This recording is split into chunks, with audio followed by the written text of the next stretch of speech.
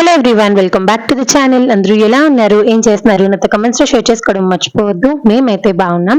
So welcome back to another day in my life. పొద్దున్నే బుజ్జి బంగారానికి lunch pack చేశాను. ఇంకా వాడు కూడా రెడీ అవుతున్నాడు. కాసేపట్లో బాబు గారు స్కూల్ కి వెళ్ళిపోతారు. ఎవ్రీడే స్కూల్ కి వెళ్తున్నాడు, కానీ ఈ రోజు ఎందుకనో ఏడుస్తూ మమ్మీ నేను స్కూల్ కి వెళ్ళను, నాకు మీరు బాగా గుర్తొస్తున్నారు, ఈ రోజు ఉండిపోతానని స్టార్ట్ చేశాడు. అంటే ఒక్క నిమిషం ఉంచేద్దాం అనిపించింది, కానీ ఇలానే అలవాటు చేశాను అనుకోండి. ప్రతిరోజు ఇంక ఇలానే చేస్తాడు. అందుకనే నేను కొంచెం స్ట్రాంగ్ గా ఉండి, లేదు నువ్వు కంపల్సరీ స్కూల్ కి వెళ్ళాలన్నట్టు చెప్పాను. పాపం చాలా సేపు ఏడ్చి లాస్ట్ కి అయితే స్కూల్ కి వెళ్ళిపోయాడు.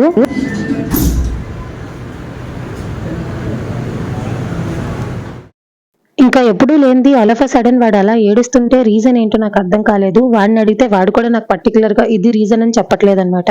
సో డైరెక్ట్ గా స్కూల్ కి వెళ్దాము, ఇన్ కేస్ స్కూల్లో ఏదైనా ప్రాబ్లమ్ గా అనిపిస్తుందా, వాడు నాకు చెప్పుకోలేకపోతున్నాడా అనుకున్నాను.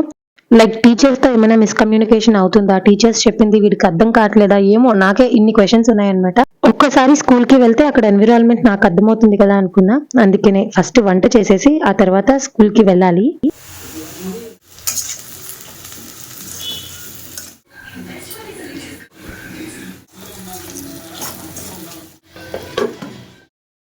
సో ఇంకా అలా మధ్యాహ్నం లంచ్ ప్రిపరేషన్ స్టార్ట్ చేశాను. బెండకాయ ఆనపకాయ వేసి గుడ్ల పులుసు ప్రిపేర్ చేస్తున్నాను.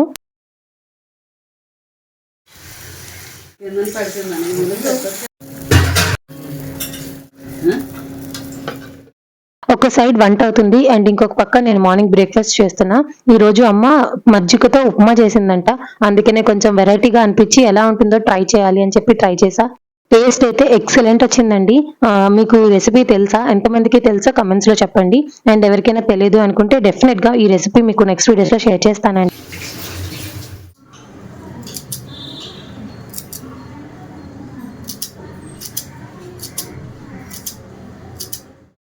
సో ఇంకా అలా వంట కంప్లీట్ అయిపోయింది. ఆ రోజు గుడ్లు పులుసు అయితే అబ్బా ఎంత బాగుందంటే చాలా చాలా చాలా బాగుంది. రెసిపీ అందరికీ తెలిసిందే కాబట్టి నేను పర్టికులర్ గా అంటూ ఏం షేర్ చేయట్లేదు. ఈ రోజు వంట తొందరగా కంప్లీట్ చేసుకొని ఈవినింగ్ స్నాక్స్ గా నేను వెజిటేబుల్ స్టఫ్డ్ బన్స్ ప్రిపేర్ చేద్దామని అనుకుంటున్నాను. అందుకని డ్రై ఈస్ట్ తెప్పించాను. ఈ డ్రై ఈస్ట్ కాస్ట్ వచ్చేసి 39 రూపీస్ అండి. ఇది మనం కరెక్ట్ గా యూస్ చేస్తే దాదాపుగా ఒక 10 రెసిపీస్ వరకు ప్రిపేర్ చేసుకోవచ్చు. So first stuffed buns process ఏంటో చూద్దాం. ఒక మిక్సింగ్ బౌల్లోని గోరువెచ్చని పాలు తీసుకోవాలండి. పాలు వేడిగా ఉండకూడదు, గోరువెచ్చగా ఉండాలన్నమాట. వేడిగా ఉన్న పాలల్లో ఈస్ట్ యాడ్ చేస్తే ఈస్ట్ యాక్టివేట్ అవ్వదు, అందుకనే గోరువెచ్చని పాలు తీసుకోవాలి. ఇంకా పాలల్లోని 2 టేబుల్ స్పూన్స్ పంచదార యాడ్ చేసుకోవాలి. అలానే 1 టేబుల్ స్పూన్ వరకు ఈ డ్రై ఈస్ట్ యాడ్ చేసుకోవాలి. ఇంకా అలానే రుచికి సరిపడా ఉప్పుతో పాటు ఒక 2 టేబుల్ స్పూన్స్ ఆయిల్ కూడా యాడ్ చేసుకోవాలి. ఇప్పుడు ఈ ఇంగ్రీడియంట్స్ అన్ని కలిసేటట్టు మిక్స్ చేసుకోవాలి. మెయిన్ గా ఈస్ట్ గ్రాన్యూల్స్ అన్ని కూడా డిజాల్వ్ అయిపోవాలన్నమాట. అంటే మంచిగా ఈస్ట్ కరిగిపోతుంది. జస్ట్ మనం అలా కలుపుతూ ఉంటే చాలు, ఈజీగానే ఈస్ట్ కరిగిపోతుందండి. ఈస్ట్ కరిగిన తర్వాత ఇక్కడ నేను మైదా యూస్ చేశాను. మీరు కావాలి అంటే గోధుమ పిండితో కూడా చేసుకోవచ్చు. బట్ నేను ఇక్కడ 1/2 kg వరకు మైదా యాడ్ చేశాను అనమాట. మైదా పిండి వేసి సాఫ్ట్ చపాతీ పిండి లాగా మిక్స్ చేసుకోవాలి. ఇది కొంచెం చపాతీ పిండి కన్నా తడిగా ఉండాలన్నమాట. అంటే బ్యాటర్ కొంచెం లూజ్ గా ఉండాలి, మరీ చపాతీ పిండి అంత హార్డ్ గా ఉండకూడదు అనమాట. లూజ్ గా ఉంటే ఏంటంటే కొంచెం ఈస్ట్ యాక్టివేట్ అయ్యి ఇది కొంచెం బాగా ఉబ్బుతుంది. ఇప్పుడు ఈ డోని బాగా నీట్ చేయాలి. ఒక 5 to 10 మినిట్స్ వరకు. నీట్ చేయకపోతే గనక ఈస్ట్ యాక్టివేట్ అవ్వదండి. కంపల్సరీగా ఇది 5 to 10 మినిట్స్ వరకు బాగా మర్దన చేయాలి. అలా చేస్తేనే ఈస్ట్ యాక్టివేట్ అయ్యి ఈ బ్యాటర్ ఉబ్బుతుందన్నమాట.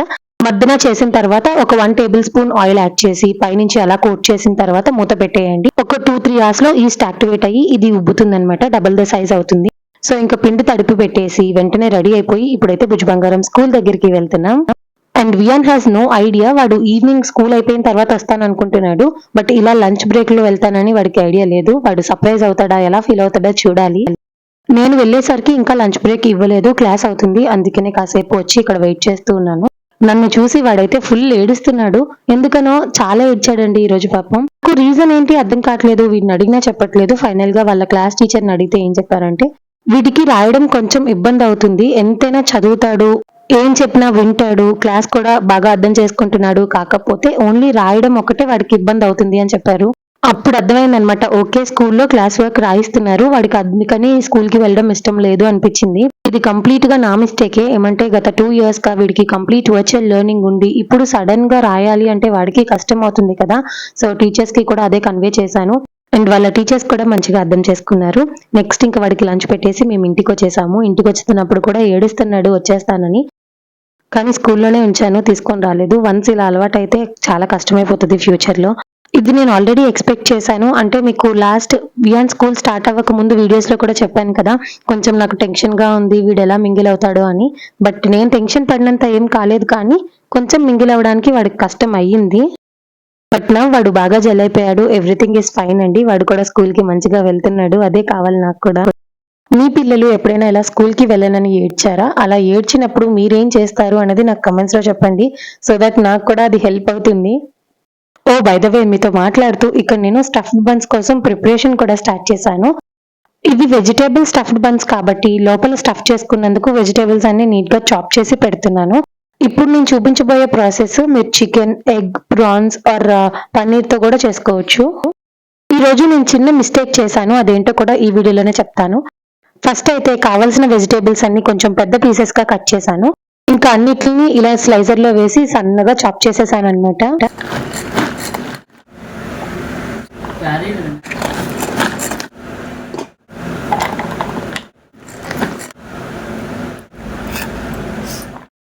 ఫస్ట్ వెజిటేబుల్స్ అన్నిటిని నీట్గా ఇలా చాప్ చేసేసాను. అండ్ నేను చేసిన మిస్టేక్ ఏంటి అంటే ఇవేవి ఫ్రై చేయలేదన్నమాట. డైరెక్ట్ గా అన్ని రా వెజిటేబుల్సే స్టఫ్ చేశాను. దానివల్ల కొంచెం లోపలికి స్టఫ్ చేసేటప్పుడు ఈ వెజిటేబుల్స్ లో ఉన్న వాటర్ రిలీజ్ అయ్యి సరిగ్గా బాల్ చుట్టడానికి అయ్యేది కాదు, విడిపోయేదన్నమాట. అదొక్కటే నేను చేసిన మిస్టేక్. రిమైనింగ్ అంతా బాగా వచ్చింది. బట్ మీరేం చేస్తారంటే కొంచెం ఆయిల్లోని ఈ వెజిటేబుల్స్ అన్ని యాడ్ చేసేసి ఉప్పు, పసుపు, కారం యాడ్ చేసి, కావాలి అనుకుంటే పెప్పర్ పౌడర్ కూడా యాడ్ చేసుకోవచ్చు. ఒక 5 to 10 minutes అలా ఫ్రై చేసుకుంటే ఈ వెజిటేబుల్ లో ఉన్న వాటర్ అంతా ఎవాపరేట్ అయిపోతుంది. ఇంకా వెజిటేబుల్స్ కూడా కొంచెం కుక్ అయి ఉంటాయి కాబట్టి స్టఫ్ చేసుకోవడం ఈజీ అవుతుంది. సో మీరు ఆ ప్రాసెస్ ట్రై చేయండి. ఇంక ఇక్కడ మీరు చూసినట్టయితే డో కూడా బాగా రైజ్ అయింది కదా, ఈస్ట్ యాక్టివేట్ అయ్యి డో అయితే ఆల్మోస్ట్ డబుల్ ద సైజ్ అవుతుంది అనమాట. అలా అయ్యింది అంటే ఈస్ట్ యాక్టివేట్ అయ్యింది, మీరు చేసిన ప్రాసెస్ సక్సెస్ అని అర్థము. ఇన్ కేస్ మీరు సేమ్ ప్రాసెస్ ఫాలో అయినా డో రేజ్ అవ్వలేదు, ఎంత చేసిన పిండి అంతే ఉంది అంటే గనక ఈస్ట్ సరిగ్గా యాక్టివేట్ అవ్వలేదు, మీరు డో ప్రిపరేషన్ లో ఏదో కొంచెం మిస్టేక్ చేసి ఉంటేనే అలా అవుతుంది అని గుర్తుపెట్టుకోండి. ఇంక ఇక్కడ మీరు చూసినట్టయితే డోలోకి మధ్యలోని వెజిటేబుల్ స్టఫ్ చేసేసి ఇలా బాల్స్ లాగా చేసుకున్నాను అనమాట. అంతా బానే వచ్చింది. అన్ని డోస్ ప్రిపేర్ చేసుకున్నాను. కాకపోతే ఫస్ట్ చేసిన డోస్ ఉంటాయి కదా, ఆ బన్స్ లోనున్న వెజిటేబుల్స్ వాటర్ రిలీజ్ అవ్వడం స్టార్ట్ అయ్యి స్లోగా ఆ బన్స్ విడిపోతున్నాయి అనమాట. ఎంత ట్రై చేస్తున్నా ఆ వాటర్ రిలీజ్ అవ్వడం వల్ల అది క్లోజ్ చేయడానికి వీలవ్వట్లేదు. అది నేను చేసిన మిస్టేక్. అందుకనే మీరు వెజిటేబుల్స్ ని ఒక 5 to 10 minutes అలా స్టిర్ ఫ్రై చేయడం వల్ల ఆ వాటర్ అంతా ఎవాపరేట్ అయిపోయి మీరు బన్స్ ఎలా చేస్తే కరెక్ట్ షేప్ అలానే వస్తుంది.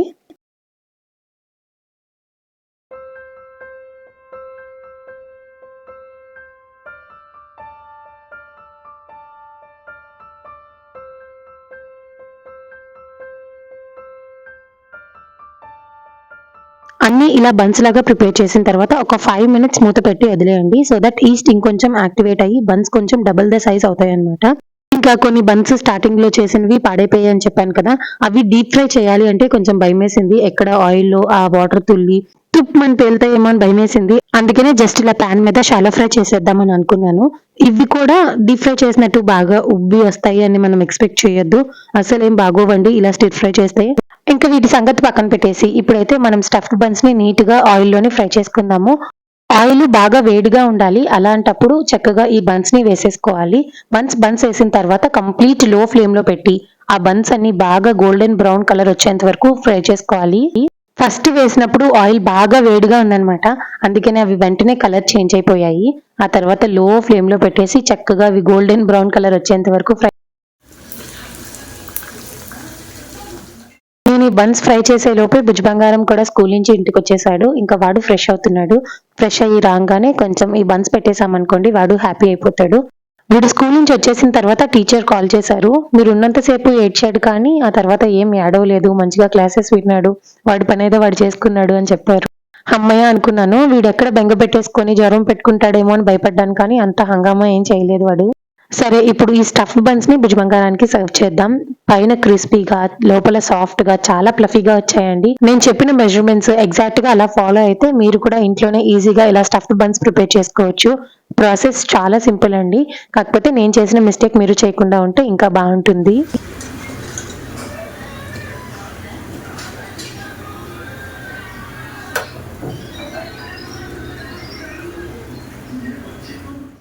ఫస్ట్ టైం ఆయిల్ బాగా హీట్ గా ఉన్నప్పుడు వేసాను కదా, అందుకని అవి కొంచెం కలర్ చేంజ్ అయ్యాయి. సెకండ్ టైం వేసినవి అయితే పర్ఫెక్ట్ బన్స్ లాగా వచ్చాయి. టేస్ట్ అయితే ఎక్సలెంట్ ఉందండి. నాకైతే భలే నచ్చేసాయి. నాకే కాదు, ఈవెన్ మా అమ్మకి, డాడీకి, భుజ బంగారానికి అందరికీ బాగా నచ్చాయి.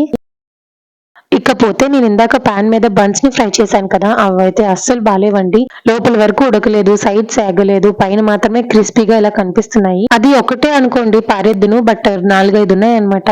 సో ఏం చేయాలి అని ఆలోచిస్తే నాకు ఈ ఐడియా వచ్చింది. ఎయిర్ ఫ్రైయర్ ఉంది కదా, ఒక 5 minutes 180 డిగ్రీలో పెట్టి హీట్ చేద్దాము, చూద్దాం ఒకవేళ కరెక్ట్ గా వస్తాయో లేదా అనుకున్నా. ఇలా చేసినా కూడా ఏం బాలేవు. ఇంకా చేసేది ఏం లేక పారేయాల్సి వచ్చింది. ఒక 3 అయితే వేస్ట్ అయిపోయాయి.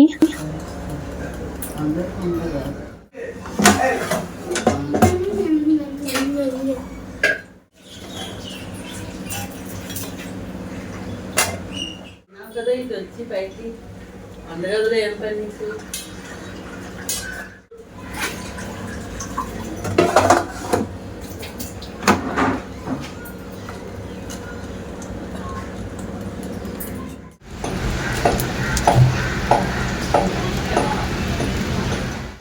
ఈవినింగ్ క్లైమేట్ అంతా కూల్ అయ్యి ఆల్ ఆఫ్ అ సడన్ వర్షం పడడం కూడా స్టార్ట్ అయింది. ఈ వర్షాన్ని చూస్తుంటే ఎక్కడో తెలియని హోప్ అన్నమాట. ఏమంటే నేను కరివేపాకు మొక్క డబ్బా మీద పెట్టాను కదా, అది ఆల్మోస్ట్ ఇంకా చనిపోయే స్టేజ్ లో ఉంది. ఇలా వర్షాలు పడినప్పుడైనా కొంచెం చిగురు వస్తుందని ఒక చిన్న హోప్ అయితే ఉంది. చూడాలి. కొంచెం ఎరువు వేస్తే మొక్కలు పెరుగుతాయి కదా ఈ వర్షాకాలంలో. సో ఎరువు ఆర్డర్ చేశానండి. ఏం తెప్పించాను ఏంటి అనేది వన్స్ అవి డెలివర్ అయిన తర్వాత మీతో కూడా వ్లాగ్ లో షేర్ చేస్తాను. చూసారు కదా, మంచిగా స్నాక్స్ తినేసి ఈవినింగ్ అయితే భుజ బంగారానికి హోంవర్క్ రాయిస్తున్నాను. ఒక 2 years నుంచి రిటర్న్ వర్క్ లేకపోవడం వల్ల ఆల్ ఆఫ్ అ సడన్ ఇన్ని సబ్జెక్ట్స్ హోంవర్క్స్ రాయాలి అంటే వాడికి కొంచెం కష్టం అవుతుంది. బట్ చాలా బాగా మేనేజ్ చేస్తున్నాడనే చెప్పాలి. సో అలా హోంవర్క్స్ అని ఒకటి తర్వాత ఒకటి రాస్తున్నాడు. ఇంకా ఎడ్యుకేషన్ విషయానికి వస్తే వర్చువల్ లెర్నింగ్ ఇంప్రూవ్ అయింది అనుకోండి, అది పిల్లలకి 100% బెస్ట్. కాకపోతే మెయిన్ గా ఆంధ్రాలో నేను ఎక్కువ వర్చువల్ లెర్నింగ్ స్కూల్స్ చూడలేదన్నమాట. ఉన్నవేవో 1-2 స్కూల్స్ లో బెస్ట్ స్కూల్లోనే వీరిని వేసాము. ఇంకా వర్చువల్ లెర్నింగ్ లో మెయిన్ సబ్జెక్ట్ కన్నా రిమైనింగ్ ఎక్స్ట్రా కరిక్యులర్ యాక్టివిటీసే ఎక్కువైపోయాయి.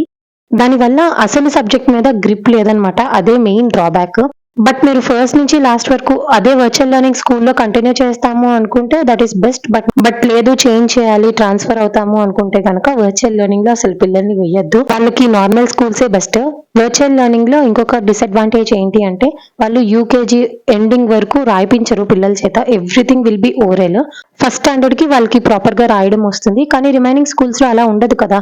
ఎల్కేజీ నుంచే పిల్లలు రాయడం స్టార్ట్ చేసేస్తారు. ఇన్ కేస్ ఆ టైంలో స్కూల్ మార్చాలి అనుకుంటే చాలా ఇబ్బంది అవుతుంది పిల్లలకి. నాకు తెలిసిన ఇన్ఫర్మేషన్ అండ్ నేను ఎక్స్పీరియన్స్ అయిన దాన్ని బట్టి ఇక్కడ మీతో వ్లాగ్ లో షేర్ చేసుకున్నాను. దీనికి సంబంధించి ఇంకేమైనా డీటెయిల్స్ మీకు తెలిస్తే కనుక please do let us know in the comment section below. ఇంకా వీడి హోంవర్క్ మొత్తం కంప్లీట్ చేయడానికి ఆల్మోస్ట్ 2 hours టైం పడుతుంది. వాడు వర్క్ చేస్తున్నప్పుడు ప్యారలల్ గా నేను వాడికి అన్నం పెట్టేస్తాను. వర్క్ కంప్లీట్ చేసుకొని కాసేపు అలా తాతయ్యతో ఆడుకున్న తర్వాత పడుకుంటాడు అనమాట. సో ఇంకా వాడిని పడుకోబెట్టేసి నేను కూడా ఆఫీస్ లాగిన్ అయ్యి 10:30కి డిన్నర్ బ్రేక్ కి వచ్చాను. ఇప్పుడు దోశలు వేసుకొని తినేసి మళ్ళీ లాగిన్ అయిపోవాలి.